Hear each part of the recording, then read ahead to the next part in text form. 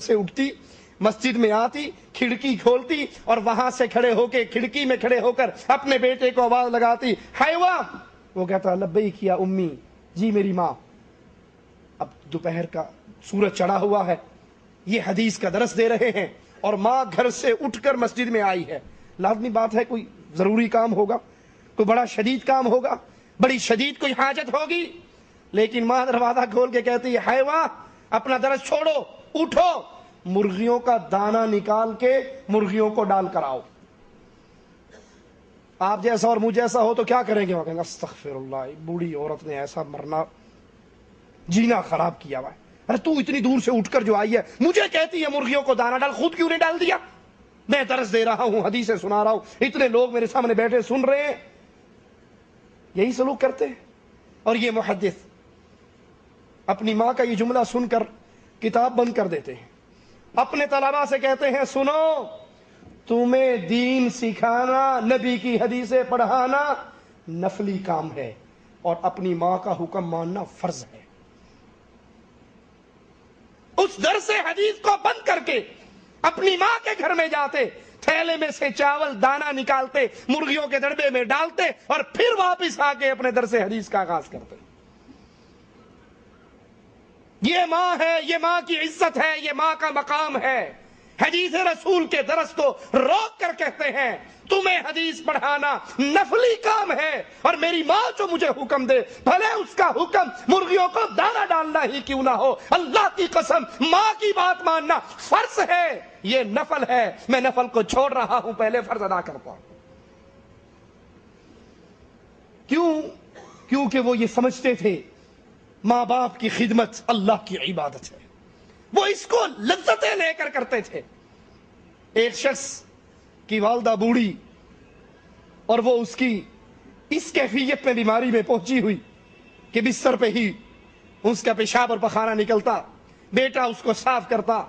کسی سے پوچھنے والے سے پوچھا کہ میں اپنی ماں کی گندگی کو دھوتا ہوں, یہ اتنی بیمار ہے بستر پہ ہی قضائے حاجت کرتی ہے اور میں صاف کرتا ہوں, کیا میں نے وہ بچپن کا حق ادا کر دیا جو ماں بچپن میں مجھے دھویا کرتی تھی؟ کیا میں نے وہ حساب برابر کر دیا؟ کہا نہیں. کہا کیوں؟ یہی تو ماں میرے ساتھ کرتی تھی جو اب میں ماں کے ساتھ کر رہا ہوں. کہا جب ماں تیرے ساتھ کرتی تھی وہ تیری زندگی کی اللہ سے دعائیں مانگا کرتی تھی, وہ خوشی, محبت, پیار اور الفت سے یہ کام کرتی تھی اور تیری صحت, تیری زندگی کی دعا مانگتی تھی. تو کراہت اور نفرت سے کرتا ہے اور اس کی موت کی تمنا کرتا ہے کہ کب یہ مرے گی اور میری جان چھوٹے گی. ماں کی کیفیت, ماں کا مقام, ماں کا رتبہ بڑا عظیم ہے. اسی لیے مالک فرماتا ہے اللہ تعبدوا الا ایاہ وبالوالدین احسانا, نیک سلوک کرو ماں باپ کے ساتھ. اللہ کی عبادت کے بعد بہت بڑا حق ماں باپ کا حق ہے. اسی لیے اس دعا پہ غور کیجئے, انشکر لی ولوالدیک. مالک کیا کہتا ہے, بندوں کو کیا حکم دیتا ہے؟ اللہ کا شکر ادا کیجئے اور اپنے ماں باپ کا شکر ادا کیجئے. ایک شخص اللہ کا شکر ادا کرتا ہے, ماں باپ کا شکر ادا نہیں کرتا تو وہ اللہ کا شکر بھی ادا نہیں کرتا. ایک بندہ ماں باپ کا شکر ادا کرتا ہے, اللہ کا ادا نہیں کرتا تو اس سے بھی قبول نہیں ہوگا. شکر اس کا قبول ہوگا جو اللہ کا بھی شکر ادا کرے اور اپنے ماں باپ کا بھی شکر ادا کرے. ابن قتیبہ نے عیون الاخبار کے اندر یہ قصہ ذکر کیا ہے. یحییٰ برمکی بہت بڑے شیخ جیل کے اندر قید کر دیا گیا, ان کے کچھ بیٹے مارے گئے اور ایک بیٹا خالد وہ ان کے ساتھ جیل میں قید ہو گیا. باپ کے ساتھ حسن سلوک, ذرا اس قصے پر غور کیجئے اور اپنے معاملات, اپنے تعلقات اپنے والدین کے ساتھ, میرا اور آپ کا کیا رشتہ ہے اس کو بھی سامنے رکھیے.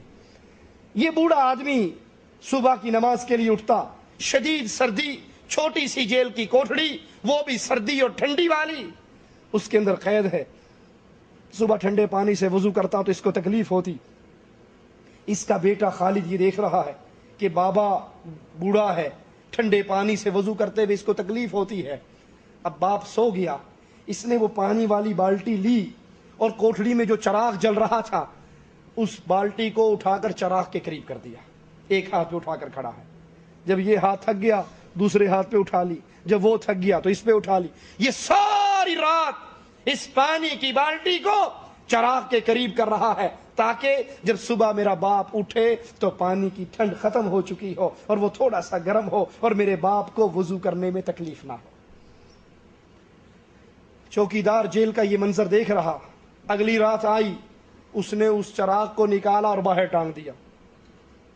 اب تو نہیں گرم کر سکے گا نا، اب کیا کرے گا؟ یہ باپ کی خدمت کے لیے، باپ کو تکلیف سے بچانے کے لیے کتنا حریص ہے.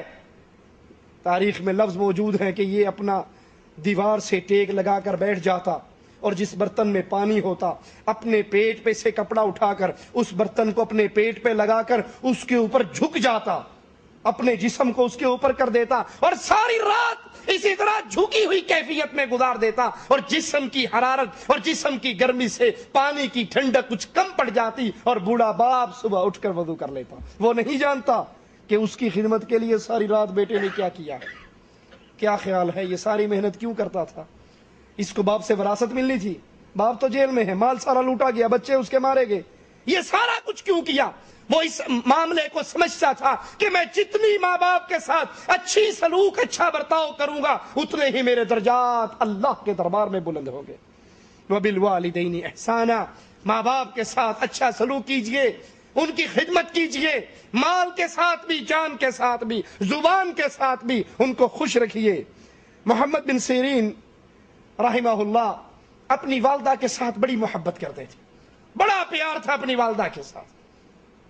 ان کی بہن حفصہ بتاتی ہیں کہ وہ جب اپنی ماں سے گفتگو کرتے اتنی آہستگی سے کرتے، اتنے دھیمے الفاظ سے ماں سے بات کرتے، سننے والا اور دیکھنے والا یہ گمان کرتا شاید یہ بیمار بندہ ہے، اس سے اونچی آواز سے بات نہیں ہو رہی، یہ بیمار آدمی ہے جو اتنی آواز پستہ کر کے جھکا کر آہستہ آہستہ اپنی ماں سے بات کر رہا ہے. اور وہ بیمار نہیں تھے، وہ ماں کی عزت اور ماں کی قدر کرتے تھے.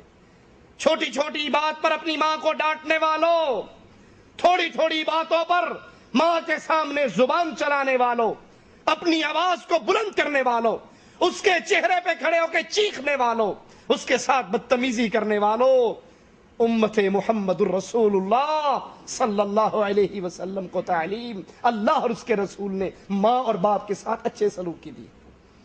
اتنی پستہ آواز محمد ابن سیرین کرتے کہ دیکھنے والا سمجھتا یہ کوئی بیمار ہے جو اتنا آہستہ بول رہا ہے.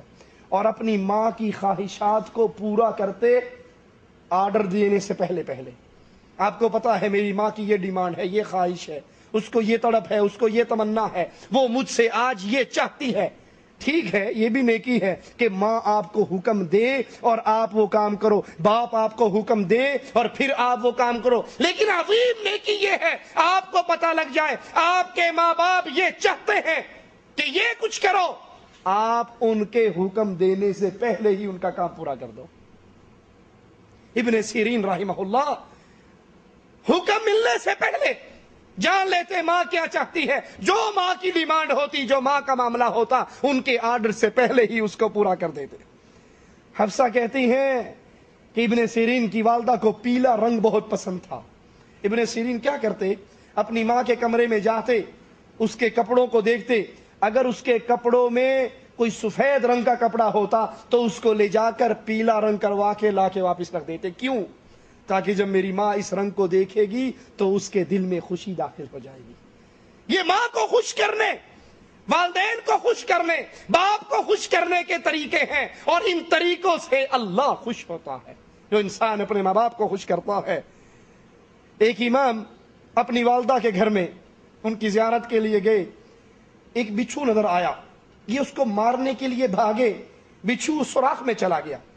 انہوں نے بے اختیاری میں اپنا ہاتھ اس سوراخ کے اندر ڈال دیا. ہاتھ جو ہی سوراخ میں گیا بچھو نے ڈنگ مارا اور اس نے فوراً